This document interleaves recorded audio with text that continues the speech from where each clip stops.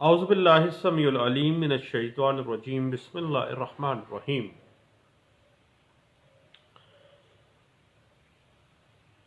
Constructive res judicata पर आज कुछ बात चल रही थी। कंस्ट्रक्टिव रेस जुडिकाटा जो कि एक्सप्लेनेशन 4 of section 11 code of civil procedure 1908 में हमें मिलता है, उसको आमतौर पे हम इम्प्लाइड रेस जुडिकाटा भी कहते हैं, यानी ढका छुपा ताबीरी रेस जुडिकाटा के लफ्ज़ हम इसके लिए इस्तेमाल करते हैं। जब पार्टीज़ के दरमियान कोई अमरे मुतनाज़ा हो और उसके मुतालिक जुडिशल प्रोसीडिंग चल रही हो, दौरान सिविल सूट जब किसी फरीक को अपनी सफाई में कुछ कहने, शहादत देने का हक हासिल था, मगर वो अपने हक को इस्तेमाल नहीं कर रहा, ना वो अपनी सफाई में कोई शहादत लेके आ रहा है, ना ही अपनी सफाई में कोई जवाब दे रहा है, वो अपने डिफेंस राइट को यूज ही नहीं कर रहा, हत्ता के दावे पर फैसला दे दिया जाए तो बाद में उस फरीक ने चूंकि अपना हक इस्तेमाल नहीं किया है, अपना डिफेंस राइट को उसने यूज नहीं किया है, अब उसने चूंकि यूज नहीं किया तो उस पर कंस्ट्रक्टिव यानी ताबीरी यानी कि इम्प्लाइड ढका छुपा रेस जुडिकाटा जो है,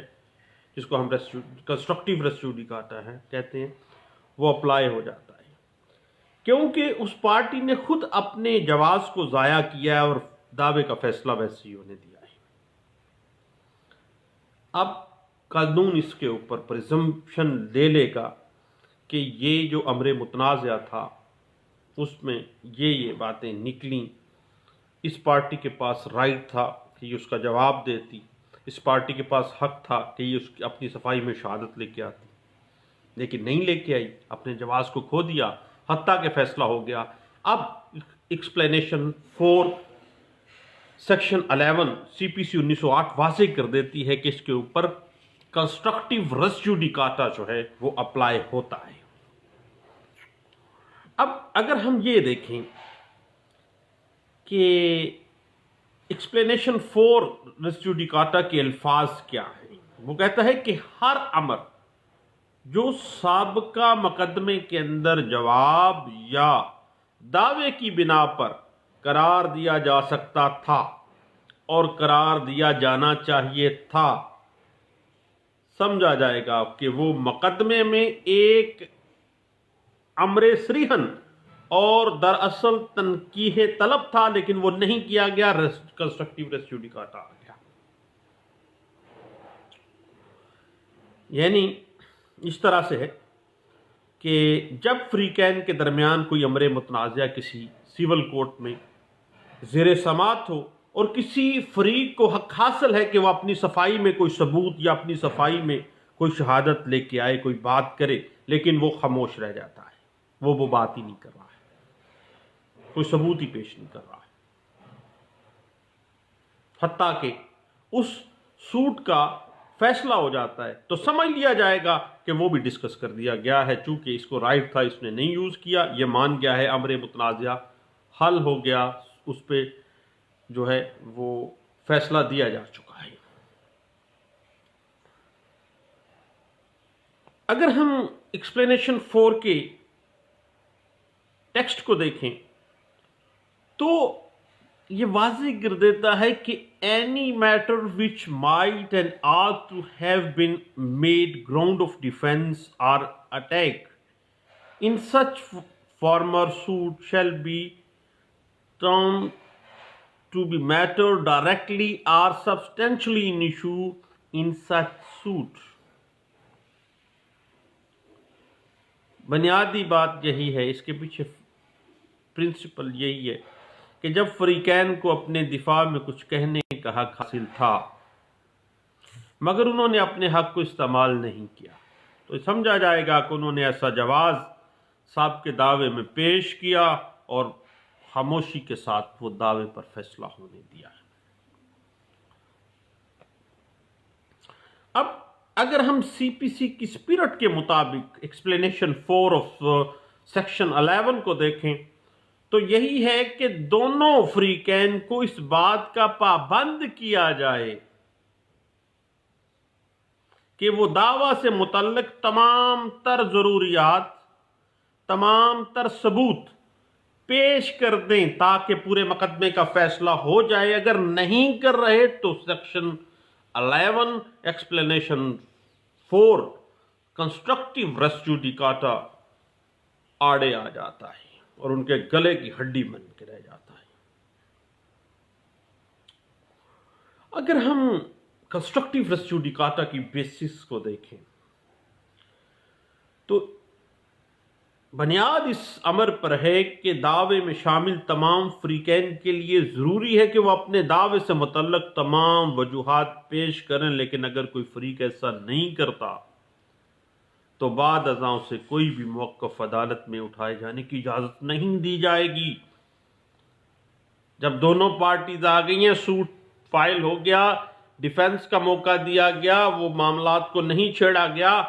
फैसला हो गया है, नेक्स्ट टाइम रेस जुडिकाटा और एक्सप्लेनेशन 4 कंस्ट्रक्टिव रेस जुडिकाटा के ज़ुमरे में आएगी। इस हवाले से अगर आप कुछ लैंडमार्क जजमेंट देखना चाहें तो PLD 1994 Karachi high court page 342 और 1991 SCMR पेज 418 जो है ये कंस्ट्रक्टिव रेस जुडिकाटा को इस तरह से वाज़ेह कर देता है कि no one should be vexed twice for the same cause. It is incumbent on the parties litigating to the raise as the pleas as a ground of attack and of a ground of defense available at the earliest taking of that pleas, and if not taking plea, it should be presumed that has been taken and has been decided.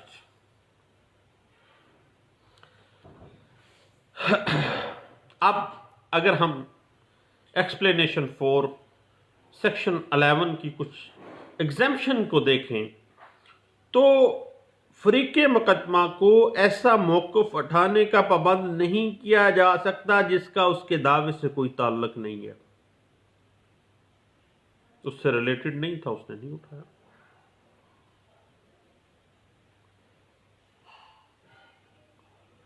इसी तरह अगर एक मौक़िफ़ दूसरे से contrast था तो उसे सफाई की बुनियाद नहीं बनाया जा सकता। ये दो चीज़ें इसकी एग्जेम्पशन में आ जाएंगी, मुस्तस्ना है इस चीज़ के ऊपर कंस्ट्रक्टिव रेस जुडिकाटा। अब ये कैसे पता चलेगा कि ये जो केस डिसाइड हो गया है और पार्टी इसमें अपने डिफेंस में नहीं आई, या वो पार्टी जिसने वो दावा दायर किया उसने ये मौक़िफ़ नहीं उठाया, क्या ये दावा explanation 4 of section 11 of CPC 1908 की कंस्ट्रक्टिव रेस जुडिकाटा के ज़ुमरे में आता है या नहीं आता है? इसका अगर आप टेस्ट करना चाहते हैं तो इस बात का तयन करने के लिए कि कोई मौक़िफ़ उस दावे का कंस्ट्रक्टिव रेस जुडिकाटा के दायरे में आता है या नहीं आता, उसके लिए उस दावे के जो हालातों वाक़यात का जायज़ा ले लीजिए और उसके हालातों वाक़यात जो है वो एक्सप्लेन कर देंगे कि क्या ये जो मौक़िफ़ है ये कंस्ट्रक्टिव रेस जुडिकाटा में आता है या नहीं आता है। मुंह उठा के फौरी तौर पे बतौर वकील ये बात जेब नहीं देती है हमें। उसके बाद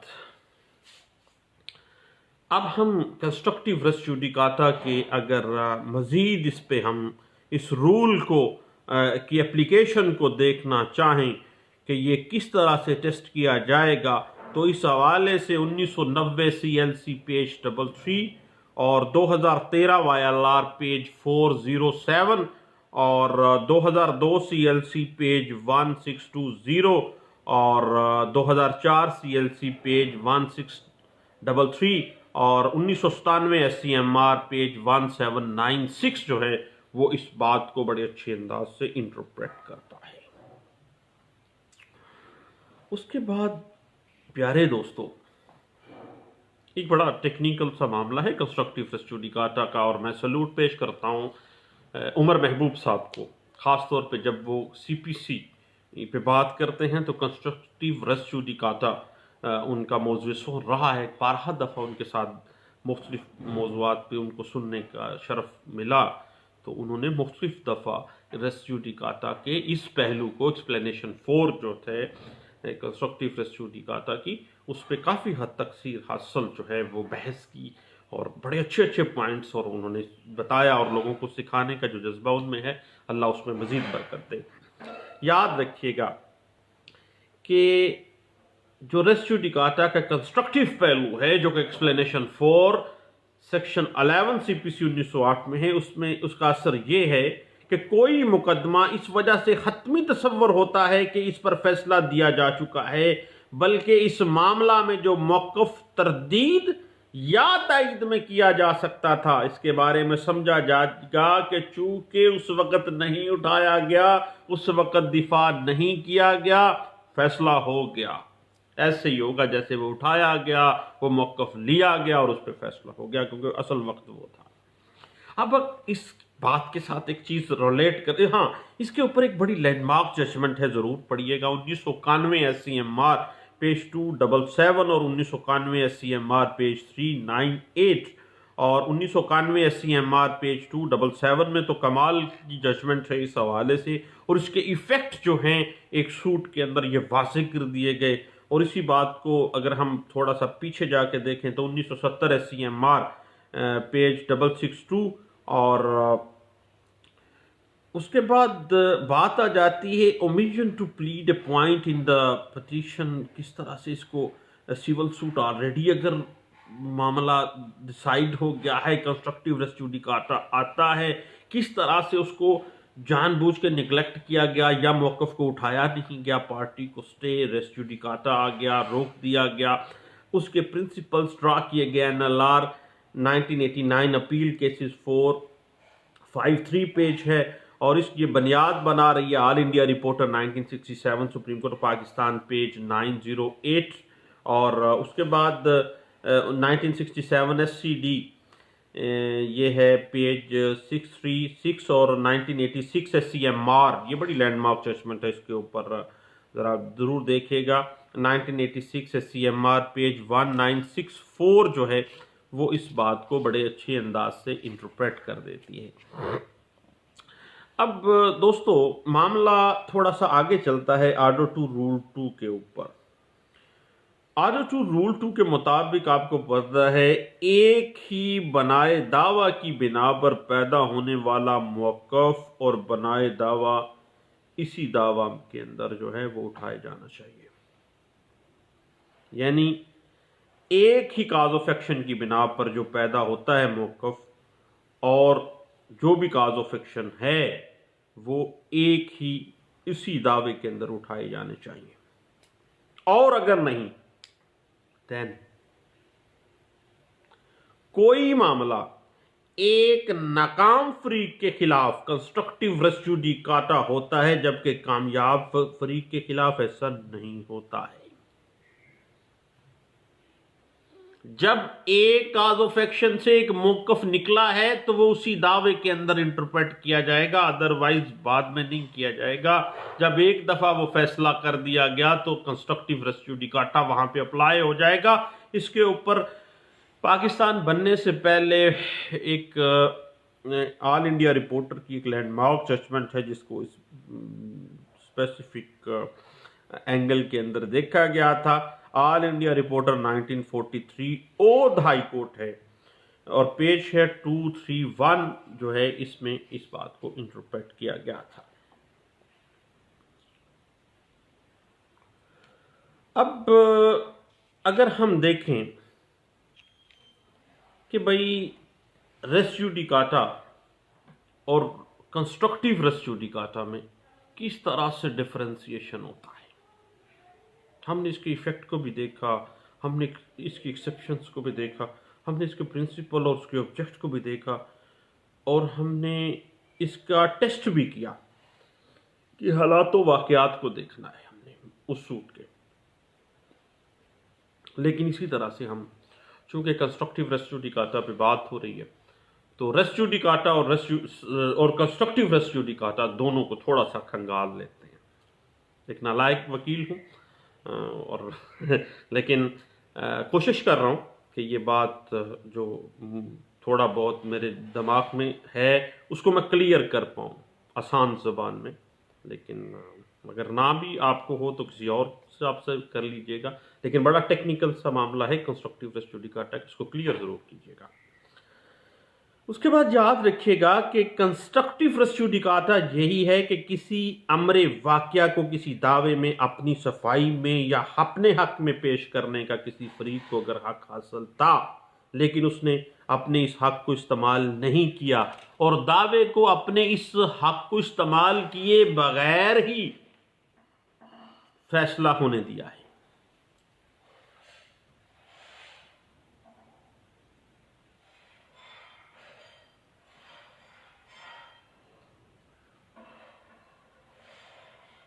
देन कंस्ट्रक्टिव रेस जुडिकाटा तो आ गया।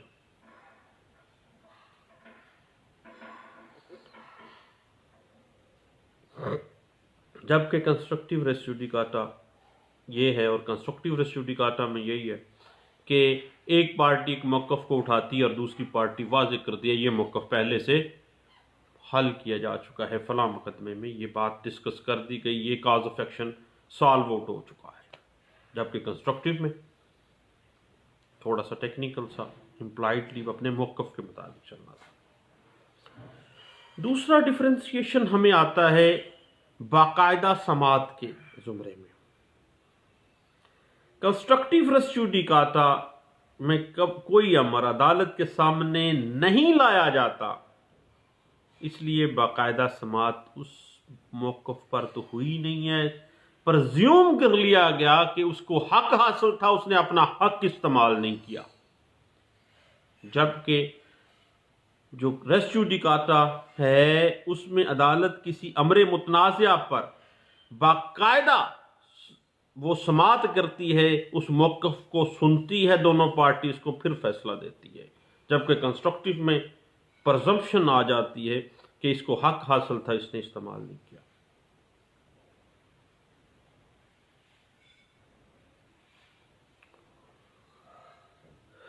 अब बात आ जाती है कि जो कंस्ट्रक्टिव रेस जुडिकाटा है वो महज प्रज्यूम किया जाता है, कोई फैसला नहीं होता, क्योंकि प्रज्यूम कर लिया गया कि इसको हक हासिल था, इसने इस्तेमाल नहीं किया। जबकि रेस जुडिकाटा में पार्टीज का मौक़िफ़ सामने आता भी है और उस पर फैसला भी दिया जाता है, उसकी समाअत की भी जाती है और उसको सुना भी जाता है। यानी इट मीन अगर हम थोड़ी सी बारीकी में जाएं तो बाज़ औक़ात जैसे साकिब निसार की एक प्रोसीडिंग्स में मैं बैठा तो वो बार बार कह रहे थे कि it is the presumption of law. हाँ, प्रिजम्पशन ऑफ लॉ पे भी हम बात करेंगे, मुख्तलिफ मामलात में प्रिजम्पशंस तो सेटल्ड प्रिंसिपल है। इसी तरह से कंस्ट्रक्टिव रेस जुडिकाटा को अगर हम थोड़ा सा डीपली देखें तो ये महज तसव्वुर की प्रज्यूम किया जाता है, क्योंकि इसमें बाकायदा समात का तो सवाल ही पैदा नहीं होता है। जबकि रेस जुडिकाटा के अंदर किसी भी अमर पर, किसी भी इशू पर बाकायदा समात करने के बाद उस पर फैसला दिया जाता है। उसके बाद समझ लीजिए मेरे दोस्तों कि कंस्ट्रक्टिव रेस जुडिकाटा में से निकला है, एक प्रिजम्पशन की सूरत में सामने आता है, एक तसव्वुर की सूरत में सामने आता है, जो कि एक्सप्लेनेशन 4 ऑफ सेक्शन 11 CPC 1908 इस बात को इंटरप्रेट करती है। और PLD 1987 supreme court of Pakistan page 145 और 1987 CLC पेज 2445 और 1987 CLC पेज 895 इस बात पे बड़ी वास्ट एक्सप्लेनेशन प्रोवाइड करती है। तो दोस्तों कंस्ट्रक्टिव रेस जुडिकाटा जो है एक बड़ा टेक्निकल सा प्रिजम्पशन ऑफ लॉ है मेरे ज़बान में, लेकिन हकीकत में आप लोग मुझसे ज़्यादा जानने वाले हैं। मैं तो एक हकीर सा तालिब इल्म हूँ और डैश टू ग्राउंड हूँ। अल्लाह हम सब पे रहम करे। दवाओं में मुझे याद रखिएगा, और अगर मुनासिब समझे तो मेरा channel law lectures by Saleem Yakub जो है उसको काइंडली सब्सक्राइब कर लीजिएगा, ताकि 4 सब्सक्राइबर हो जाएंगे तो फिर शायद वो चैनल चलता भी रहे। बाकी मॉनेटरी इश्यूज कोई नहीं है, अल्हम्दुलिल्लाह अल्हम्दुलिल्लाह। तो सिर्फ और सिर्फ सब्सक्रिप्शन का मतलब ये है कि वो रनिंग में रहे, थोड़ा सा चलता रहे। ये ना यूट्यूब वाले भी उठा के पाइप फेंक दें कि ये चैनल पे तो कोई सब्सक्रिप्शन नहीं है, देखता कोई नहीं है, तो फारिग कर लें इसको। चले, उसमें बहुत शुक्रिया। दुआओं में याद रखिएगा। अल्लाह हाफिज़।